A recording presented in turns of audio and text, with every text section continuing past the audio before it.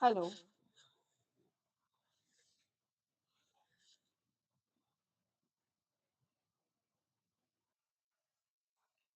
भावे अलंकार के प्रवर्तक हैं।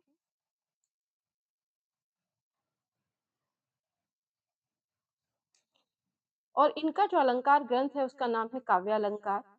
काव्य अलंकार के अंतर्गत इन्होंने अलंकार की परिभाषा दी है। नैकांत नैकांतमपि।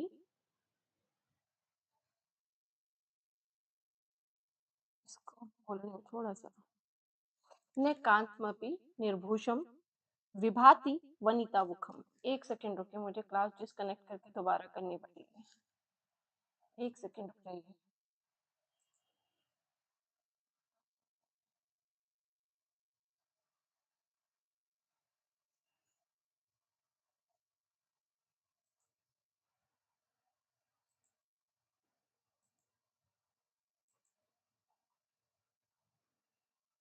चलिए यहीं से शुरू करते हैं, कोई नहीं।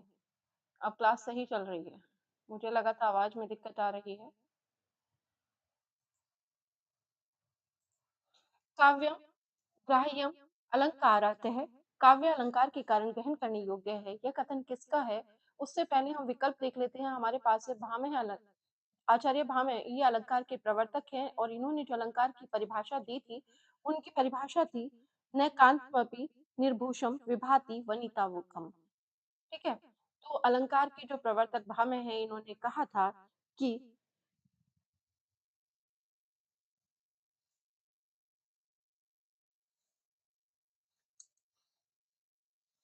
जिस प्रकार सुंदर स्त्री मुख आभूषणों जिस प्रकार सुंदर स्त्री का मुख आभूषणों के बिना शोभा को प्राप्त नहीं करता, उसी प्रकार कविता अलंकारों के बिना सुंदर नहीं लग सकती। थोड़ा सा व्यवधान था, अब ये सही रहेगा। अब दिक्कत नहीं होगी, ठीक है। और जो दूसरा विकल्प है वह है दंडी। और दंडी, इनकी जो ग्रंथ है, इनका 10 कुमार चरित है। कौन सा है? 10 कुमार चरित इनका ग्रंथ है। काव्यदर्श इनका ग्रंथ है। काव्यदर्श। इसके अलावा इन्होंने अलंकार पर भी बात की है। ठीक है। ये काव्य शास्त्री हैं वामन। इन्होंने ये परिभाषा दी है काव्यम ग्राह्यम अलंकारात है। तो ये उत्तर हो जाएगा वामन। उद्भट की बात करते हैं तो ये भी अलंकार के विवेचक रहे हैं, व्याख्याता रहे हैं। आचार्य वामन का जो ग्रंथ है वो है काव्यम अलंकार सूत्रवृत्ति। क्या है? काव्य अलंकार सूत्रवृत्ति। रीति संप्रदाय के प्रवर्तक थे, लेकिन उन्होंने सौंदर्य को ही अलंकार माना। भट्ट-लोलट का रस निष्पत्ति संबंधी मत किस नाम से जाना जाता है? भट्ट-लोलट का रस निष्पत्ति सिद्धांत, ये मैं पिछले 3 दिन से लगातार प्रश्न करा रही हूँ। जो रस निष्पत्ति के सिद्धांत है वो 4 हैं। पहला है उत्पत्ति आरोपवाद, जो दिया है भट्ट-लोलट ने, तो हमारा उत्तर यहाँ पर क्या हो जाएगा? यहाँ पर हमारा उत्तर भट्ट-लोलट ही हो जाएगा। क्या हो जाएगा? भट्ट-लोलट, ठीक है। इन्होंने उत्पत्ति आरोपवाद, और यदि इनके दर्शन की बात करें तो ये, जब आप बात करेंगे रस में निष्पत्ति के सिद्धांत, तो सभी ने के दर्शन अलग-अलग हैं। सभी ने दर्शन पर बात की है। और यदि हम दर्शन की बात करते हैं तो इनका दर्शन है मीमांसा दर्शन। कौन-सा दर्शन है? किसका? भट्ट-लोलट का। जो प्रथम रस निष्पत्ति के व्याख्याता रहे हैं भट्ट-लोलट, इन्होंने उत्पत्ति आरोपवाद पर के आधार पर रस की निष्पत्ति का सिद्धांत दिया था, और इनका जो दर्शन है वो है मीमांसा। ठीक है। दूसरा जो आते हैं रस निष्पत्ति का सिद्धांत को व्याख्यायित करने वाले आचार्य शंकुक, और आचार्य शंकुक ने अनुमितिवाद का सिद्धांत दिया। और साथ ही इन्होंने, इनका जो दर्शन है, उनका दर्शन है न्याय दर्शन। दर्शन से भी प्रश्न बनता है, रस निष्पत्ति के सिद्धांत से भी बनता है। कौन सा है, दूसरा कौन सा, तीसरा कौन सा, चौथा कौन सा है, ये भी पूछा जाता है। ठीक है। तो और इनके सिद्धांत के विषय में भी कुछ बातें पूछी जाती हैं। मुक्तिवाद, ये तीसरे व्याख्याता है भट्टनायक। क्या है? भट्टनायक। और इनका दर्शन क्या है? इनका दर्शन है सांख्य दर्शन। कौन-सा दर्शन है? सांख्य दर्शन, ठीक है। तो मीमांसा दर्शन भट्टलोलट का, न्याय दर्शन शंकुक का, और सांख्य दर्शन भट्टनायक का। तीसरे हैं अभिव्यक्ति, वो चौथा है अभिव्यक्तिवाद। और इसके जो व्याख्याता है रस निष्पत्ति का सिद्धांत देने वाले, वो हैं अभिनव। कौन है? अभिनव। ठीक है। और इनका जो दर्शन है वो दर्शन है शैव दर्शन। कौन-सा दर्शन है? शैव दर्शन। तो इस तरीके से आपने यहाँ देखा कि हमने भट्ट लोल्लट के रस निष्पत्ति के सिद्धांत के साथ-साथ चारों सिद्धांत व्याख्याताओं के नाम देखे, उनके द्वारा दिया गया सिद्धांत देखा और उन्होंने किस-किस दर्शन का पालन किया, यह देखा। आगे बढ़ते हैं। ध्वन्यालोक की टीका लोचन नाम से किसने लिखी? ध्वन्यालोक नाम से टीका जो लिखी है, याद रखिए जो ध्वनि सिद्धांत है, सॉरी ध्वनि संप्रदाय है, ध्वनि संप्रदाय के जो प्रवर्तक है वो आनंदवर्धन है और इनका जो ग्रंथ है वो ध्वन्यालोक है। क्या है? ध्वन्यालोक। और ध्वन्यालोक के साथ-साथ इस पर जो टीका लिखी इनके इस ग्रंथ पर वो है अभिनवगुप्त। अभिनवगुप्त ने टीका लिखी, किस नाम से लिखी? लिखी उन्होंने ध्वन्यालोक लोचन के नाम से, ध्वन्यालोक लोचन के नाम से। ठीक है? मम्मट की बात करते हैं तो मम्मट ने का अपना एक अलग सिद्धांत है। इन्होंने काव्य दोषों के बारे में बताया और काव्य गुण के बारे में बताया। इन्होंने कितने काव्य दोष माने इस पर हम अभी आगे बात करते हैं। अगला प्रश्न इसी से संबंधित रहेगा। आचार्य कुंतक ने वक्रोक्ति के कितने सिद्धांत माने हैं? आचार्य कुंतक ने वक्रोक्ति के कितने प्रकार माने हैं? किसकी बात कर रहे हैं? वक्रोक्ति के भेद। और वक्रोक्ति के प्रवर्तक कौन है? ये प्रवर्तक है वक्रोक्ति के कुंतक। लेकिन ऐसा नहीं है कि ये प्रवर्तक यदि वक्रोक्ति के हैं तो सिर्फ इन्होंने वक्रोक्ति का अ, व्याख्या की है या वक्रोक्ति का ही ये व्याख्याता रहे हैं। इन्होंने इसके साथ अलंकार को भी महत्ता दी है, रस पर भी बात की है। तो बात करते हैं कुंतक ने वक्रोक्ति के कितने भेद माने हैं। तो याद रखिए वक्रोक्ति के 6 भेद माने। कितने माने? 6 भेद माने। 6 भेद माने कौन-कौन से? विन्यास, वक्रता, कौन-सा है पहला? विन्यास वक्रता, दूसरा पद पूर्वार्थ वक्रता, तीसरा है पद परार्थ वक्रता, वाक्य वक्रता, प्रकरण वक्रता और प्रबंध वक्रता। ठीक है? कुंतक ने वक्रोक्ति के कितने भेद माने हैं? 6 भेद माने हैं। 6 भेद कौन-कौन से माने हैं? विन्यास वक्रता, पद पूर्वार्थ वक्रता, पद परार्थ वक्रता, वाक्य वक्रता, प्रकरण वक्रता और प्रबंध वक्रता। ठीक है? तो ये 6 भेद इन्होंने वक्रोक्ति के माने। किसने? कुंतक ने। कुंतक ही वक्रोक्ति के प्रवर्तक हैं। काव्यानुशासन नामक ग्रंथ के रचयिता कौन है? काव्यानुशासन ग्रंथ जो ये यहाँ जो हमारे पास विकल्प है ये लिखा है हेमचंद्र ने। लेकिन हेमचंद्र के साथ-साथ इसी नाम से वामन ने भी, सॉरी वाग्भट ने भी इस नाम से ग्रंथ लिखा है। तो काव्यानुशासन नाम से ग्रंथ लिखने वाले 2 आचार्य हैं, हेमचंद्र और वाग्भट। लेकिन हमारे यहाँ पर जो नाम दिया है वो है हेमचंद्र। ठीक है? हेमचंद्र का समय क्या है? हेमचंद्र का समय है 12वीं शताब्दी। कितना है? 12वीं शताब्दी। इन्होंने काव्यानुशासन की रचना की और इसी नाम से एक और ग्रंथ आचार्य वाग्भट ने भी लिखा। किसने लिखा? वाग्भट ने। तो यदि आपके विकल्प में काव्यानुशासन के जो लेखक हैं वो हेमचंद्र ना दिया हो तो वहाँ वाग्भट होगा और वाग्भट और हेमचंद्र दोनों ने एक ही नाम से ग्रंथ लिखा है। ठीक है? भरत मुनि के अनुसार गुणों की संख्या कितनी है? भरत मुनि ने, देखिए, जब हम काव्य लक हमारे पास हम काव्य लक्षणों की बात करते हैं, काव्य गुणों की बात करते हैं, काव्य दोषों की बात करते हैं, जब भारतीय काव्य शास्त्र की बात आती है। काव्य गुण, दोष, हर आचार्य ने अपने अपने नजरिए से अलग परिभाषित किया है। काव्य प्रयोजन, इन सब पर हमें बात करनी होती है, लेकिन अभी हम संप्रदाय आधारित प्रश्न उठा रहे हैं और यहाँ काव्य गुण दोष पे भी बात आ गई है। भरत मुनि ने गुणों की संख्या कितनी मानी है? तो मुनि ने जो गुणों की संख्या मानी है वो 10 मानी है और सिर्फ भरत मुनि ने 10 नहीं मानी, दंडी ने भी 10 मानी है। किसने? दंडी ने।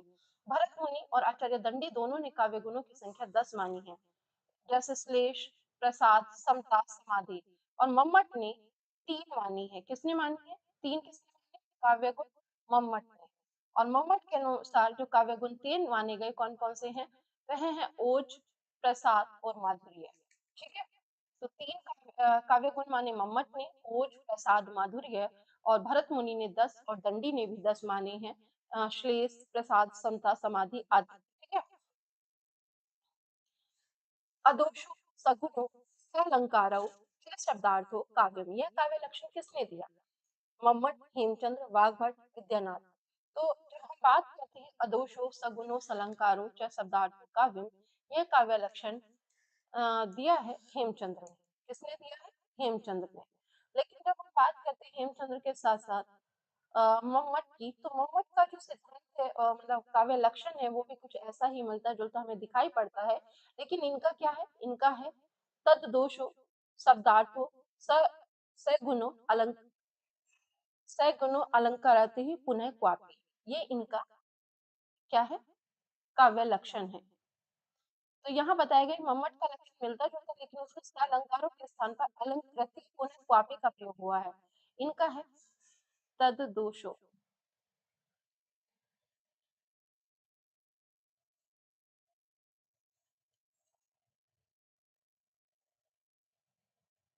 शब्दार्थ, सगुण, अलंकृति, पुनः क्वापि। ठीक है? ये इनके द्वारा दिया गया सिद्धांत है, किसके? मम्मट के द्वारा। और जो ये हमें हमारे सामने है अदोषो सगुणस अलंकारो च शब्दार्थो काव्य, ये किसने दिया? ये हेमचंद्र ने दिया। ठीक है? तो मिलता-जुलता देखकर ऐसा ना कीजिएगा कि उत्तर वही बता दें जो मम्मट का है, तो मम्मट का नहीं है, मम्मट ने दूसरा दिया है और हेमचंद्र ने दूसरा दिया है। ठीक है?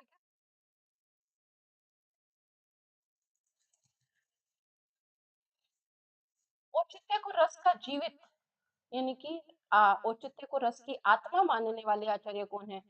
इससे पहले हम बात कर लेते हैं औचित्य के प्रवर्तक कौन है? औचित्य का जो सिद्धांत है उसके प्रवर्तक कौन है? क्षेमेंद्र। कौन है? क्षेमेंद्र।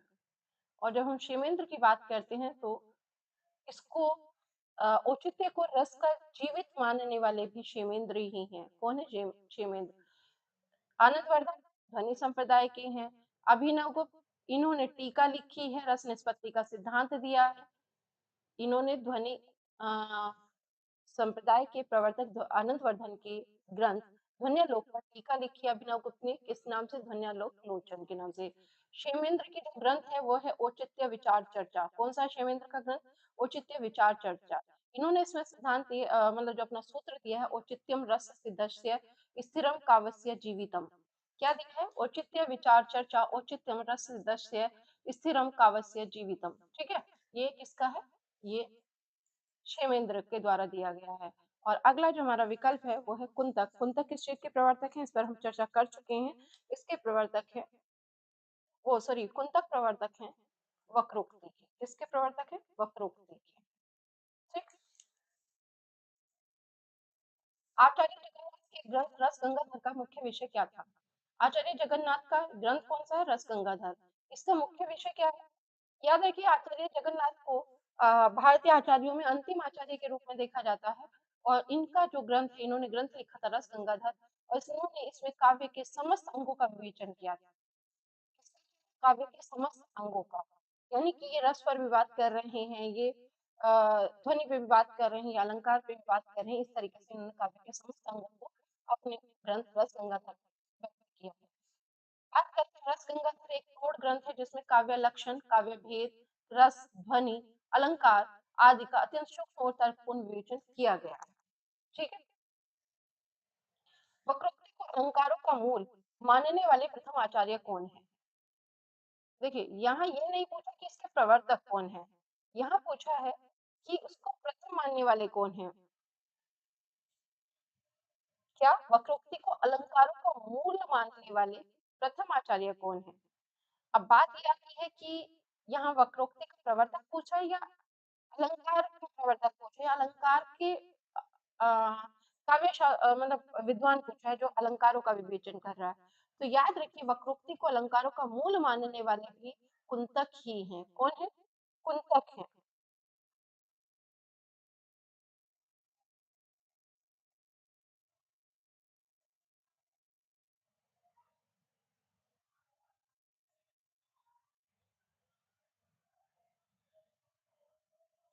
ठीक है?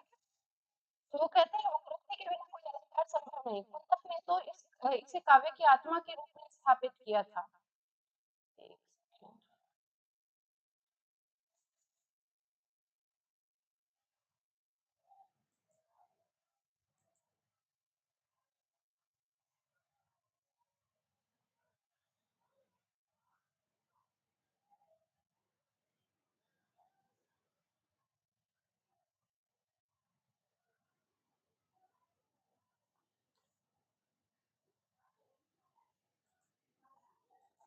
1 सेकंड, यहाँ कुंतक नहीं,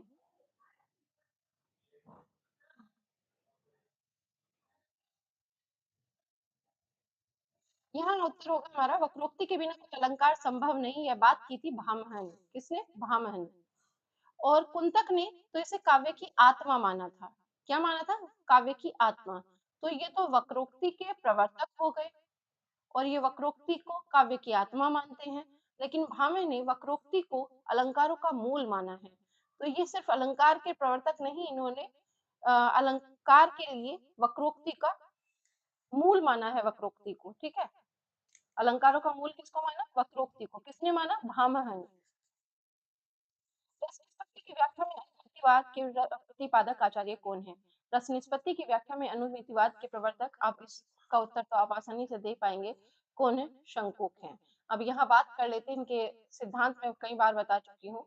अब बात कर लेते हैं इनके दर्शन की। भट्टलोलट का क्या था? मीमांसा। भट्टनायक का सांख्य। शंकुक का न्याय दर्शन और इनका अभिनव गुप्त का शैव दर्शन। ठीक है, बात करते हैं शंकुक की, तो अनुमितिवाद के प्रतिपादक कौन है? शंकुक हैं। इन्होंने चित्र तुरंग न्याय के आधार पर बताया कि दर्शक नट में ही राम आदि का अनुमान कर लेता है और रस का आनंद लेता है। तो चित्र तुरंग न्याय का की भूमिका के बारे में किसने चर्चा की? शंकुक ने। मम्मट ने काव्य दोषों की संख्या मुख्य रूप से कितनी मानी है? किसकी बात कर रहे हैं? मम्मट की। मम्मट ने काव्य दोषों की संख्या मानी है 70। कितनी मानी है? 70। अब देख लेते हैं 70 कैसे। आचार्य मम्मट का ग्रंथ है काव्य प्रकाश। उसके 7वें उल्लास में इन्होंने जो अध्याय है उनका विभाजन उल्लास के रूप में किया है। किस रूप में किया? उल्लास। तो 7वें उल्लास में दोषों का अत्यंत सूक्ष्म विवेचन किया। किस कौन से अध्याय में किया? 7वें में किया। ठीक है, और उन्होंने शब्द दोष 37 बताए। कितने हैं शब्द दोष? 37। अर्थ दोष, अब दोष के प्रकार आप देख लेंगे यहाँ, जो शब्द दोष, अर्थ दोष बताए हैं 23 और रस दोष बताए हैं 10। तो इस आधार पर आप देखेंगे कि मोहम्मद ने काव्य दोषों की संख्या 70 मानी है। 70 में शब्द दोष, अर्थ दोष, रस दोष ये माने हैं। ठीक है, कुल मिलाकर कितने हो गए? 70। ध्वनि के दो मुख्य भेद, अविविक्ष अविविक्षित वाच्य और विविक्षितान्य पर वाच्य किसने किए हैं? आनंदवर्धन, अभिनव गुप्त, राजशेखर या विश्वनाथ? तो याद रखिए कि ध्वनि के दो भेद किए हैं आनंदवर्धन ने।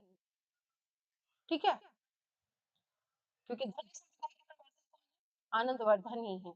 तो ध्वन्यालोक में इनका ग्रंथ है ध्वन्यालोक में, तो आनंदवर्धन ने ध्वनि के दो मूल विभाजन किए, अविविक्षित वाच्य लक्षणा मूल ध्वनि और विविक्षता परवाच्य को अभिधा मूला ध्वनि भी कहा है। ठीक है, यानी कि जो इनका पहला है ये, इसको ये कह रहे हैं लक्षणा मूला ध्वनि, और जो विविक्षता है इसे कह रहे हैं अभिधा मूला। ठीक है, इनमें से कौन सा विधान सही नहीं है? भामा 6ठी शताब्दी, आनंदवर्धन 9वीं शताब्दी, मम्मट 11वीं शताब्दी, विश्वनाथ 8वीं शताब्दी। भामा 6ठी शताब्दी ये सही है, आनंदवर्धन 9वीं शताब्दी सही है, मम्मट 11वीं शताब्दी सही है। लेकिन विश्वनाथ जो है ये 14वीं शताब्दी के हैं। कौन सी शताब्दी के हैं? 14वीं शताब्दी के। ठीक है, और 8वीं शताब्दी में कौन का प्रभाव है? 8वीं शताब्दी में आचार्य वामन और दंडी का प्रभाव रहा। किसका? आचार्य दंडी और वामन का। ठीक, तो हमारा यहाँ उत्तर क्या हो जाएगा? विश्वनाथ। आज का अंतिम प्रश्न, रमणीयार्थ प्रतिपादक है शब्द है काव्यम। रमणीय अर्थ का प्रतिपादन करने वाला शब्द ही काव्य है। यह प्रसिद्ध परिभाषा किसने दी है? तो ये परिभाषा अब विश्वनाथ की देख लेते हैं पहले। वाक्यम रसात्मकम काव्यम।